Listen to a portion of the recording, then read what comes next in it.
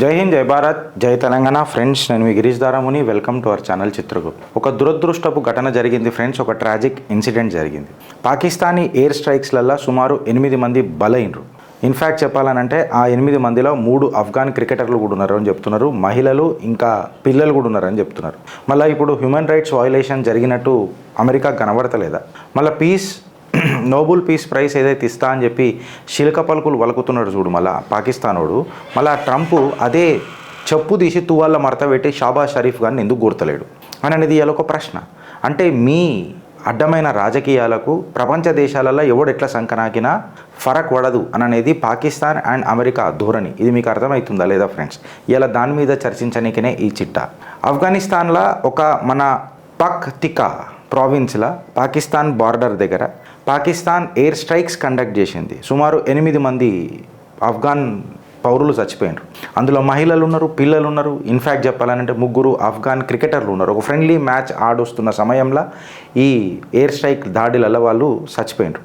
ఇది ఆఫ్ఘనిస్తాన్ ఏమన్నదని అంటే ఇది ఇన్నోసెంట్ సివిలియన్స్ను టార్గెట్ చేసుడు. ఇన్ఫ్యాక్ట్ మా స్పోర్ట్స్ కమ్యూనిటీని కూడా వీళ్ళు అవమానించినట్టే, దాడి చేసినట్టే మా స్పోర్ట్స్ కమ్యూనిటీ మీద అని చెప్పి ఆఫ్ఘనిస్తాన్ దీన్ని తీవ్రంగా ఖండించింది. ఆఫ్ఘనిస్తాన్ క్రికెట్ బోర్డు కూడా దీన్ని డైరెక్ట్గా ఒక brutal attack of human rights violation అని చెప్పి క్లియర్ కట్గా చెప్పింది. ఇలా ఆఫ్ఘనిస్తాన్ క్రికెట్ బోర్డుకున్న తెలివితేటలు మన బీసీసీఐకి ఉన్నాయా అని చెప్పి మాట్లాడుతున్నా. పహల్గామ్ అటాక్ తర్వాత మీరు పాకిస్తాన్తో ఆడినరు. ఇలా ఆఫ్ఘనిస్తాన్ క్రికెట్ బోర్డుతో కొంచెం చూసి సిగ్గుశరం తెచ్చుకోరని చెప్పి నేను బీసీసీఐలతో మాట్లాడుతున్నా.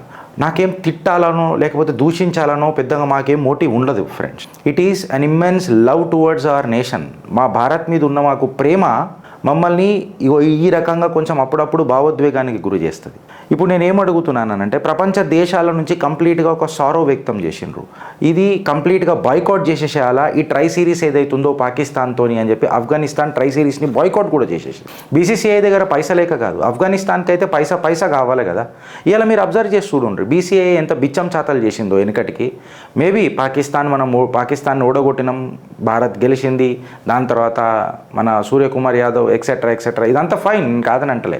But at the end of the day నేనేమంటానంటే అసలు మ్యాచే ఆడొద్దు, బిచ్చం పాకిస్తాన్ని ఇంకా బిచ్చపోలం చేయాలని చెప్పి మాట్లాడతా. ఇలా ఆఫ్ఘనిస్తాన్ తీసుకున్న స్టాండ్కి మీ అభిప్రాయం ఏంది ఒక భారతీయుడు లెక్క నాకు జర చెప్పురి ఫ్రెండ్స్. ఇలా నేను ముస్లింలను కూడా అడుగుతున్నాను. ఇప్పుడు ముస్లిం ఆఫ్ఘనిస్తాన్ అండ్ ముస్లిం పాకిస్తాన్ ఈ తీవ్రమైన కిరాతకమైన దాడిని మీరు మళ్ళీ యాక్సెప్ట్ చేస్తారా లేదా ఖండిస్తారా? నేను ముస్లిమ్స్ని అడుగుతున్నా. మళ్ళీ ఇజ్రాయెల్ గాజా ఏదైతే లొల్లయిందో అప్పుడు గాయ గత్తర చేసిరు కదా. నేను మిమ్మల్ని అడుగుతున్నా, మళ్ళీ దీన్ని ఏమని సమర్థిస్తారు? ఈ దాడి యాక్సెప్ట్ చేస్తారా? దీన్ని మీరు సమర్థిస్తారా అని చెప్పి నేను అడుగుతున్నా. బీసీసీఐ ఇందులో నుంచి నేర్చుకోవాల్సింది నిజంగా చెప్పాలంటే చాలా ఉన్నది. ప్రామినెంట్ క్రికెటర్స్ ఎవరైతే మన ఐపీఎల్, గ్లోబల్ క్రికెట్ ఎక్సెట్రా ఇళ్ళల్లో ఉంటాడో రషీద్ ఖాన్ కూడా దీన్ని తీవ్రంగా ఖండించిండు. దీని మీద ప్రపంచ దేశాలు సాడ్నెస్ వ్యక్తం చేసినాయి. ఇది ఒక బార్బారిక్ ఇన్సిడెంట్ అండ్ ఇమ్మార్టల్. అసలు నిజంగా చెప్పాలనంటే అసలు మానవత్వానికి ఇది చాలా మచ్చ అని చెప్పి మాట్లాడుతున్నారు. సివిలియన్స్ని టార్గెట్ చేసుడు, అది కూడా అప్కమింగ్ అథ్లీట్స్ని టార్గెట్ చేసుడు అనేది అన్యాక్సెప్టబుల్ అని చెప్పి ప్రపంచ దేశాలు కోడే కూస్తుంటే తాత ట్రంప్ కనబడతలేదు, షాబాజ్ షరీఫ్ గానికి కనబడతలేదు. ఇప్పుడు జియోపొలిటికల్ కంటెక్స్ అండ్ ఇంప్లికేషన్స్లో తీసుకొని మాట్లాడితే ఈ ఇన్సిడెంట్ ఐసోలేటెడ్ కాదు. ప్రతిసారి పాకిస్తాన్ ఆఫ్ఘనిస్తాన్ మీద చేస్తున్న దాడి 18 నెలల నుంచి చూస్తే పాకిస్తాన్ యొక్క అగ్రెషన్ మనకు కనబడుతుంది, ఆఫ్ఘనిస్తాన్ యొక్క డిఫెన్స్ కూడా కనబడుతుంది. ఇన్ఫ్యాక్ట్ చెప్పాలనంటే పాకిస్తాన్ దియాలో ఒక ఫ్రజైల్ సెక్యూరిటీ అయిపోయింది రీజన్లో. ఫ్రజైల్ సెక్యూరిటీ పాకిస్తాన్ యొక్క బేస్లను ఆఫ్ఘనిస్తాన్ క్యాప్చర్లు చేసుడు మొదలెట్టేసింది. ఇవాళ ఒక కాంప్లెక్స్ రిలేషన్షిప్ అయిపోయింది నిజంగా చెప్పాలనంటే ఆఫ్ఘనిస్తాన్, పాకిస్తాన్ ఇవన్నిటి మీద. అట్లనే సేమ్గా ఈ USA, China and Saudi Arabia ఈ పవర్స్ ఏవైతే ఉంటాయో వాళ్ళ యొక్క గ్లోబల్ హంట్ కోసము, పవర్ హంట్ కోసము ఏడుదాకా దారి తీస్తారు, ఎవరెవరిని బలి తీసుకుంటారు అని అనేది ఒక పెద్ద క్వశ్చన్ మార్క్ అయింది. ఎందుకంటే ఆఫ్ఘనిస్తాన్ని కూడా ఏ రకంగా వాడుకుందో అమెరికా మనందరికీ తెలిసిందే. కేవలం రష్యాని ఎదుర్కొనే తట్టుకోలేక ఆఫ్ఘాన్ని కూడా ఆ రోజు చెడగొట్టింది ఈ అమెరికానా కాదా? ఇవాళ ఆఫ్ఘాన్ క్రికెట్ బోర్డు ఏదైతే ఉందో బాయ్కాట్ పాకిస్తాన్ అనేది అయితే చేసిందో ఇన్ఫ్యాక్ట్ చెప్పాలనంటే స్పోర్ట్స్ రంగంలో అద్దం చూపించింది పాకిస్తాన్కి, నేను బాయ్కాట్ చేస్తున్నానని. ఇవాళ అమెరికా ఏదైతే రష్యాని సస్పెండ్ చేసిందో ఇంటర్నేషనల్ ఈవెంట్స్లలో, ఇవాళ ఆఫ్ఘనిస్తాన్ కూడా పాకిస్తాన్ని ఇంటర్నేషనల్ లెవెల్లో ట్రై సిరీస్ బ్యాన్ చేసి మూతిమిద్దాన్నింది. ఇది బీసీసీఐ ఖచ్చితంగా నేర్చుకోవాలి.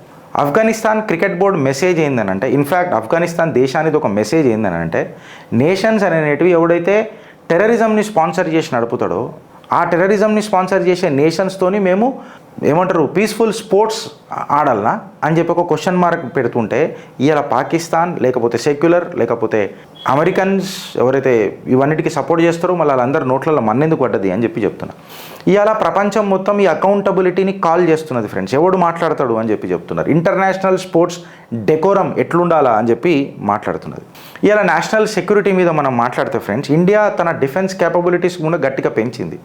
అందుకనే మేబీ ఆఫ్ఘనిస్తాన్ దగ్గర భారత్ దగ్గర ఉన్నంత ఘాతక్ మిజైల్స్ కానీ ఘాతక్ అస్త్రాలు కానీ ఘాతక్ సుదర్శన చక్రాలు కానీ లేకపోవచ్చు.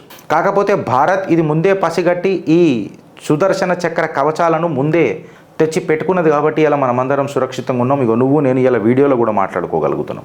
ఈ రోబోస్ట్ మిలిటరీ పవర్ ఎందుకు తీసుకోవాల్సి వచ్చింది అని అంటే, ఎఫెక్టివ్ డిఫెన్సివ్ సిస్టమ్స్ని మోదీ ప్రభుత్వం ముందే పసిగట్టి ఇట్లాంటివన్నీ తీసుకొని వచ్చి ఇవి మనకు లగ్జరీ కాదు, ఇవి ఎసెన్షియల్ అని చెప్పారు. ఎందుకంటే పక్కకున్న దేశాలలో ఇలా ఏమేమి జరుగుతుందో మనం అందరం చూస్తున్నాం.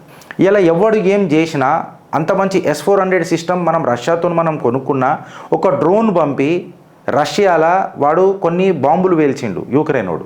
ఇది కూడా మనం చూసినాం, సాక్షులమైనం. ఇలా రీజనల్ స్టెబిలిటీలో ఉండాలని అంటే, శాంతిని మనం కాపాడుకోవాలనంటే, శాంతిని ప్రదర్శించాలన్నా శక్తి ప్రదర్శన అనేది అత్యంత అవసరం అనేది భారత్ మూల మంత్రం. ఇలా ఇన్ఫ్యాక్ట్ మోదీ గారు అదే చేసిండు. డిఫెన్స్ రెడీనెస్ అనేది ఒక ప్రయారిటీ ఫ్రెండ్స్. ఇలా ఆఫ్ఘాన్ క్రికెటర్లకు జరిగింది, రేపు ఎవరికన్నా జరగవచ్చు. ఆడ సివిలియన్స్కి జరిగింది, ఎవరికన్నా జరగవచ్చు. ఇన్ఫ్యాక్ట్ స్పోర్ట్స్మెన్ డెకోరంషిప్ని కూడా పాకిస్తాన్ వాళ్ళు చూడకుండా ఎయిర్ స్ట్రైక్ సివిలియన్ మీద చేస్తున్నారనంటే హ్యూమన్ రైట్ వయలేషన్స్ కావా? ఇంకొక విషయం మీరు ఆలోచించురు ఫ్రెండ్స్, ఎప్పుడైనా గుర్తుపెట్టుకోండి. వెనకటికి మనం రాఫేళ్ళు కొంటుంటే ఏదో ఒక పార్టీ, మన పొలిటికల్ పార్టీ భారతదేశంలో, ఆ పొలిటికల్ పార్టీ మీకు తెలుసు, రాఫేల్ మీద దుమ్మెత్తి పోసి రాఫేళ్ళు కొనకుండా చేయాలని ఎంతో ప్రయత్నం చేసింది. అది సక్సెస్ కాక దాని తర్వాత ఇష్టం వచ్చినట్టు జాతివాదనని, జోడో యాత్రలని, ఎక్సెట్రా అని, పీకుడు కట్టలని ఇవన్నీ మాట్లాడుకుంటూ వచ్చింది. ఆనాడు మనం రఫైళ్ళు గిట్లా తీసుకోకపోయినుంటే ఇవాళ ఆపరేషన్ సింధూర్ మనకు ఎట్లుంటుండో ఒకసారి ఆలోచించు. దుష్మన్ ఏరియాలకు పోకముందే మనం పేల్చి పడదవుతాం అలాని. ఇది భారత్ యొక్క సామర్థ్యం. ఇవాళ ఆఫ్ఘనిస్తాన్ చూస్తూనే ఉన్నాం, బలోచిస్తాన్ మీద చూస్తూనే ఉన్నాం. దాని మీద కూడా ఇవాళ ఒక చిట్టా మనం గట్టిగా మాట్లాడుకుంటాం బలోచిస్తాన్ మీద. సో భారత్ భారత్ భారత్ దీని సుట్టే మన ఐడియాలజీ తిరగాల అని అంటారు. జల్నే వాలే జల్తే రహే పర్ అప్నా భారత్ చల్తా రహే. భారత్ మాతాకి జై.